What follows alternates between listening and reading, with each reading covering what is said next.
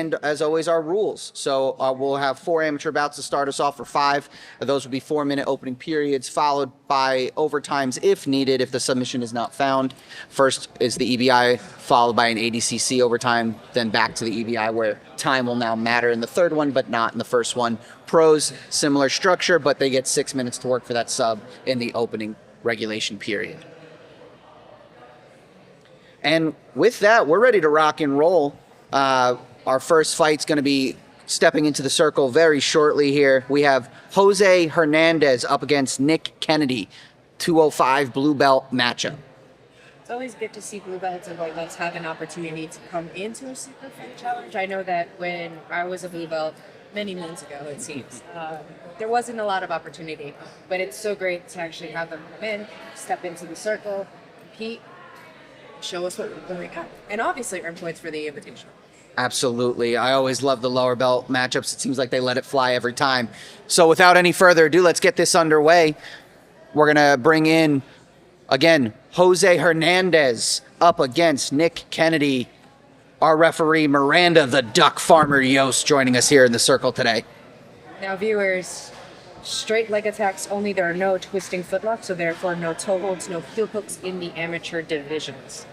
So any leg attacks has to be a straight. And you're off with an aggressive wrestling coming from Hernandez. Hernandez in the white. Kennedy in the blue shorts. It's always a little bit harder when your limbs are a little shorter than your opponent, but Hernandez is doing a really good job of keeping within the inside space, and he's circling, about to go back. Kennedy with the whizzer.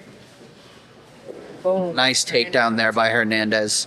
Hernandez out of Asbury Park Jiu-Jitsu, coached Daryl Canfield. Kennedy out of Grindhouse MMA and Fitness, coach Sonny Roche.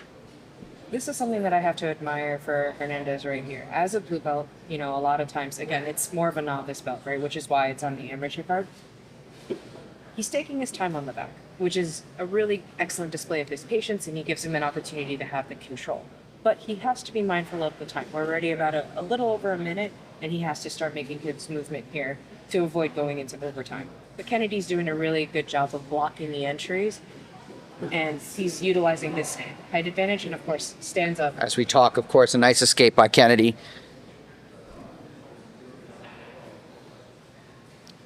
Both seem rather comfortable on their feet here, which is, always interesting to see. And usually you get someone who wants to pull guard pretty quickly, but both seem pretty content on their feet here working up top. Kennedy has that height advantage. As you can see, he has the whizzer over the right arm, left arm of Hernandez. His right arm is whizzered, and he's utilizing his height to have a continuous pressure down, right? But Hernandez with the snap down, just not caring about that height disadvantage. And he's able to finish that takedown there. Back to that back position that we saw earlier, and again, not rushing it as we hit the 2-minute mark. The back can get exciting, so you might rush into it and you get sloppy there. Not the case here, but as you were saying earlier, we have under 2 minutes to work here. So if you gotta want to take advantage of those strong, dominant positions when you can. Absolutely, and they also have to be mindful of mat spacing. It looks like they're almost about out of the circle, which then would have to restart them both at the feet. Kennedy with a nice forward roll, transitioning into a half guard. But Hernandez is doing a really good job of maintaining a patient control. And Kennedy... Right on cue. And he takes the back too. Good transition there from Kennedy. Has that gift wrap there. Again, mindful of the time, right? So we're at 1:10 already here. And now And we roll out. Let's see if the referee does establish dominant position there. I believe they did. And they did. Kennedy will have choice since he had that dominant position when they went out.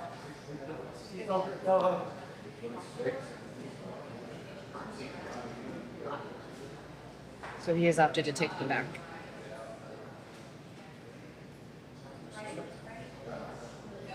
And we're off again.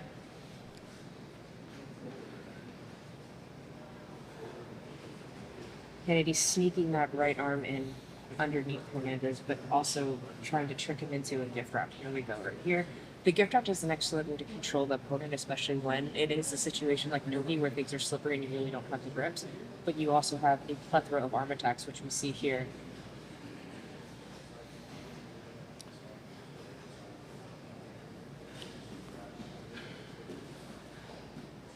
Kennedy.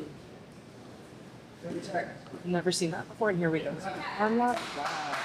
Beautiful, beautiful transition and playing there from Kennedy as he drops the hammer. Winner by submission, Nick Kennedy.